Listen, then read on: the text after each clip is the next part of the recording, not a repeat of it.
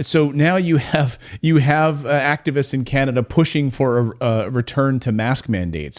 What brought me out here is my basic moral outrage. Outrage over masking protocols that were dropped in BC in April. A Do Not Harm BC protest was held outside the office of Adrian Dix, BC's health minister, calling on the provincial government to reinstate mandatory masking in healthcare settings. What do you make of this? The fact that this occurred in Vancouver doesn't surprise me.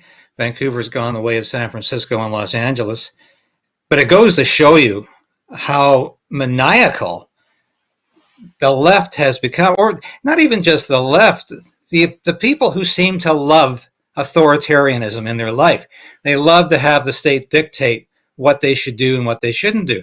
So here's these people, despite overwhelming evidence that the masks not only didn't prevent COVID-19 in any real way, that they might have actually contributed to your unhealth. They might have actually contributed to you being unhealthy.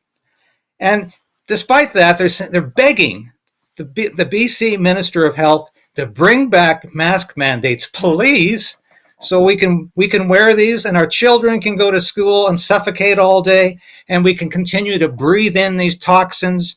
And even if you don't believe there's toxins in the mask, you're breathing in your own CO2 all day long. And of course, that's no good for you, especially since it's doing nothing to fend off the virus. We had multiple doctors tell us that that's the reason my daughter got pneumonia, was breathing back in the bacteria that was causing her pneumonia, and wound up in the hospital as a result of it. Countless children with that exact same issue and pulmonary issues as a result of these masks. And it turns out multiple studies showing that these N95 masks offer zero protection against the COVID virus. So now, I mean, the sort of authoritarian, the love of dictatorship, the love of authoritarianism in Canada, pushing for people to wear masks around them, telling other people what to do with their body. And there was this whole strain of shaming, the mask shaming. So are you seeing like a return to mask shaming now in Canada? You don't have one? It's getting cold out there. COVID's back. You're on public transportation. You're in a school. You're in a mall. You better be wearing a mask again.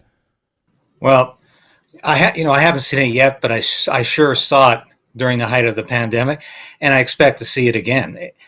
But it's interesting to me at this protest, there was a counter protest, thank God, from other people in Vancouver who think this is insanity. But it's interesting that the pro-mask people physically attacked the anti-mask people. Right. And this, to me, illustrates how wacky the pro-mask left has become. They think they have the right to attack people for not wearing masks. I've never felt that if you really want to wear a mask, that is your right. And I might quietly laugh at people who are riding their bikes down a path or jogging with a mask on. I'll do that quietly because I think it's not just ludicrous, it's insane. But I'm certainly not going to attack that person for wearing a mask. That is, I might laugh at the decision person he or she has made. I might quietly laugh at the person. I was literally last week. I was on a glacier in the middle of Norway. You can't get more remote than that, and the air is as crisp and clean as you could imagine. And there's a person there on the glacier, no one around, wearing a mask. I thought, my God, this is what it's come to. This is what it's come to, that they've been so programmed into thinking somehow that's helping them. They're being protected against a glacier from getting COVID or whatever they think they're getting as a result of it. But I would never think to attack this person over. I'm quietly going to laugh at this person. That's my right. This clown world that we live in, but I'm not going to attack a person over their mask wearing. Well, and that's precisely how most common sense people react, not with physical violence, because they just think, I have my right not to wear a mask. You have your right to wear a mask.